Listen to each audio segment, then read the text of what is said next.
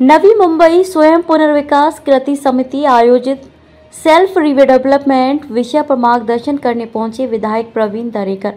Housing के लोग खुद ही अपनी सोसाइटी का रीडेवलपमेंट बड़ी आसानी से कर सकते हैं।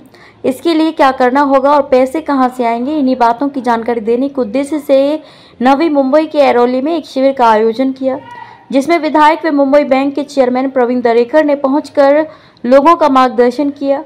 महाराष्ट्र स्वराज पार्टी के महाराष्ट्र नेता अंकुश कदम के नेतृत्व में आयोजित इस मार्गदर्शन शिविर में नवी मुंबई के कई हाउसिंग सोसाइटी के पदाधिकारी मौजूद थे। सर, क्या कहना चाहेंगे? आज यहाँ पे आपने लोगों सोसाइटी के लोगों के साथ मीटिंग की है, किस तरह से आपको रेस्पॉन्स मिल रहा है? पूरे मुंबई में जो है आपका जो घटना है वो पूरा होता है। मुंबई में हाउसिंग सेल्फ डेवलपमेंट जोरों से शुरू है।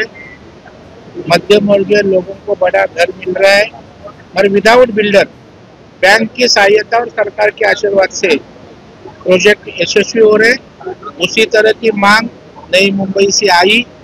हमारे यहाँ के सोशल वर्कर अंकुश कदम, इन्होंने लोगों के लिए मार्गदर्शन शिविर किया और आप देख रहे हैं कितनी भीड़ है, हॉल भरा है, नीचे लोग हैं, तो यहाँ भी उसकी जरूरत है। हम अभी आगे आने वाले समय में ठाणे जिला बैंक के माध्यम से यहाँ का भी स्वयं पुनर्विकास गती ले इसी तरह काम करेंगे। तर त्याचा आनंदच वाटतो।